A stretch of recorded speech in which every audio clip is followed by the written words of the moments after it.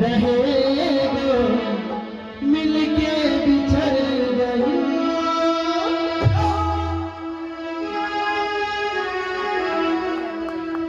सीता के दिल बनल रहे टूटल बिछड़ गई साथ मिलल रहे मिलके बिछड़ गई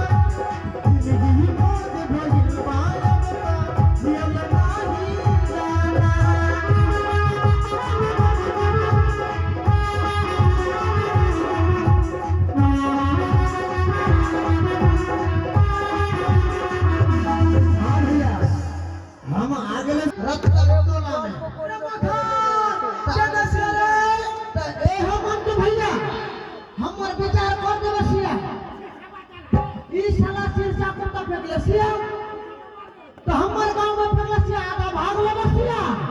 हां इधर फेंकलसिया हमारे बबलू भैया यानी बड़का भैया आज सुतली से